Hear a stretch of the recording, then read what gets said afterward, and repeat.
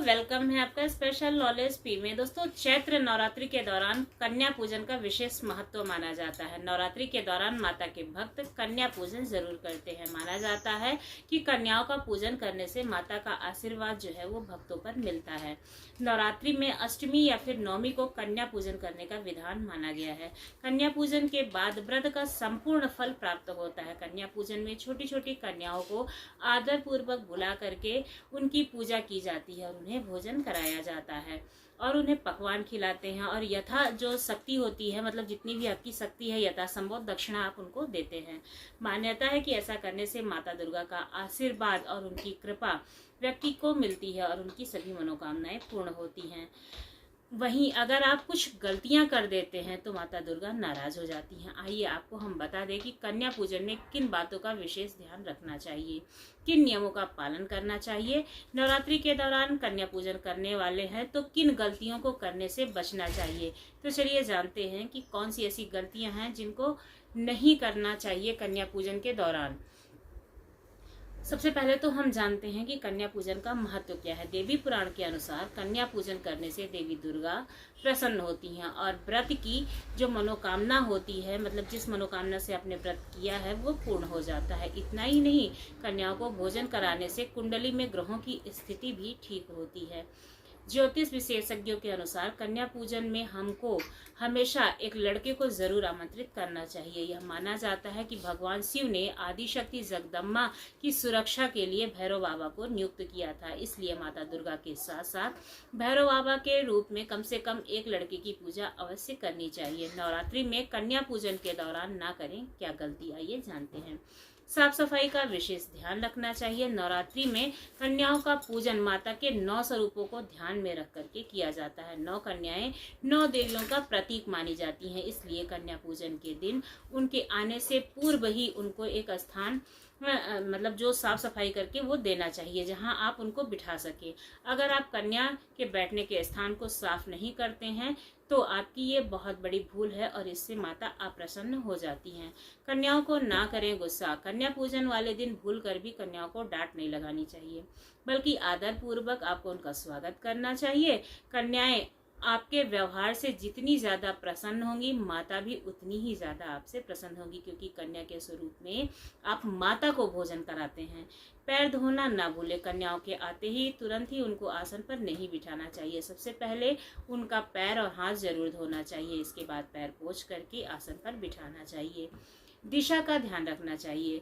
आसन पर बिठाकर कन्याओं का तिलक किया जाता है, लेकिन इस बात का ख्याल रखना चाहिए कि तिलक करते समय कन्याओं का मुख उत्तर या फिर पूरब दिशा में यानी कि ईशान कोण में होना चाहिए। गलत दिशा में कन्याओं के तिलक से आप माता की कृपा से वंचित रह सकते हैं। इसलिए कन्याओं के आने से पहले ही यह पता कर ले कि उत्तर और पूरब दिशा कौन सी है। आपको बता दें कि ईशान कोण को देवी देवताओं का निवास स्थान माना जाता है और इसलिए इसी दिशा में कन्या का तिलक किया जाता है। घर का भी ईशान कोण खाली रखना चाहिए क्योंकि वो देवताओं का स्थान होता है। कन्याओं के साथ जरूर बुलाए एक बालक। अगर आप कन्या के साथ एक बालक को पूजा में नहीं बुलाते हैं तो आपकी पूजा अधूरी रह जाएगी। इसलिए पूजा में 9 कन्याओं के साथ साथ एक बालक का भी आना अत्यंत आवश्यक माना जाता है। बालक को भैरव का स्वरूप माना जाता है और उनको पूजा जाता है। जरूर दें कोई भेंट भोजन के बाद। अगर आप सामर्थ्य के अनुसार कन्याओं को दक्षिणा नहीं देते हैं तो आपका जो कन्या पूजन है वो अधूरा माना जाएगा। इसलिए कन्या पूजन के बाद आपको अपनी सामर्थ्य के अनुसार दक्षिणा भी कन्याओं के हाथ में अवश्य ही रखनी चाहिए। आशीर्वाद लेना ना भूलें। कन्याओं को जब भी आप मतलब पूजन कर लें, जब उन्हें दक्षिणा दे दें तो इसके बाद में उनका आशीर्वाद जरूर लेना चाहिए और कन्याओं का पैर भी छूना चाहिए। भोजन को लेकर सावधानी। इसमें से कोई भी दो राय नहीं है कि कन्याओं को उतना ही भोजन देना चाहिए जितना कि वो खा सके।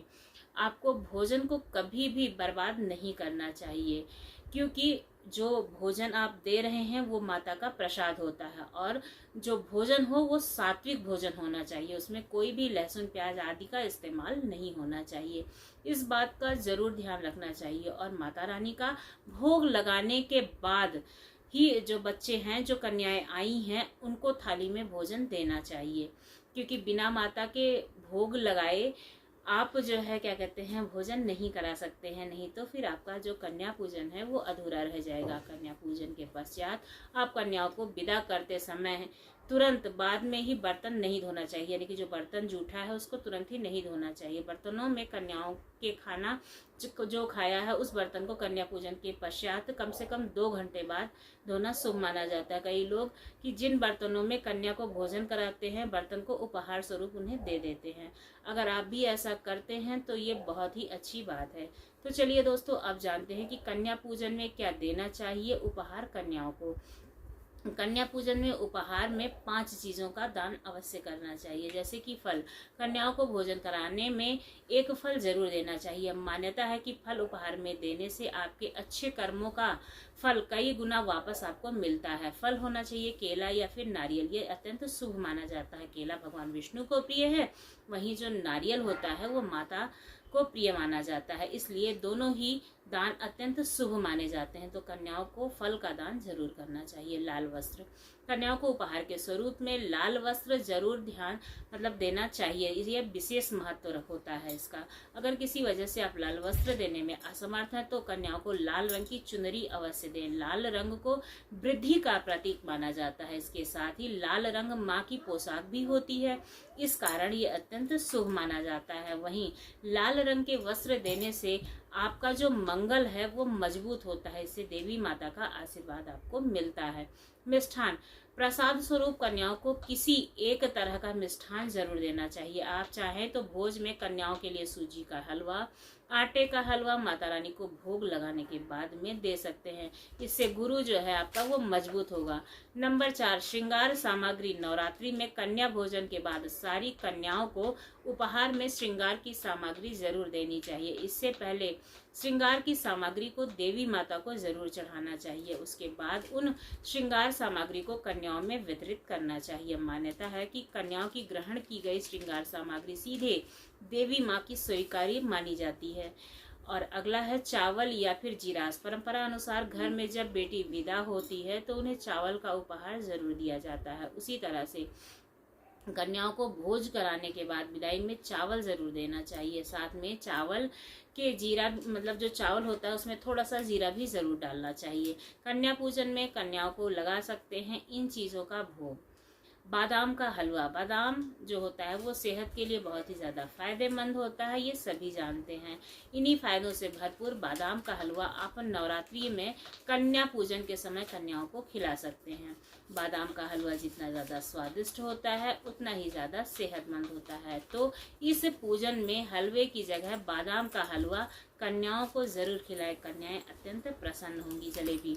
बच्चों को जलेबियाँ बहुत ज़्यादा प्रिय होती हैं और सबसे ज़्यादा पसंद आने वाली मिठाइयों में से एक मानी जाती है। आप चाहें तो महज आधे घंटे के अंदर घर पर ही जलेबी बना करके अपने कन्या पूजन में कन्याओं को खिला सकते हैं। अगर आप बाजार से जलेबी खरीदते हैं तो शुद्धता का ज़रूर ध्यान रखिए। अगर जलेबी शुद्ध नहीं है, जहाँ पे बहुत सारी चीज़ें बनती हैं जैसे कि वेज नॉन वेज, तो उस जगह से जलेबी को नहीं खरीदना चाहिए।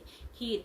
घर पर कोई भी पूजा हो या त्यौहार हो, खीर का भोग जरूर लगाना चाहिए। नवरात्रि कन्या पूजन में आप भोग में खीर भी बनाकर कन्याओं को खिला सकते हैं।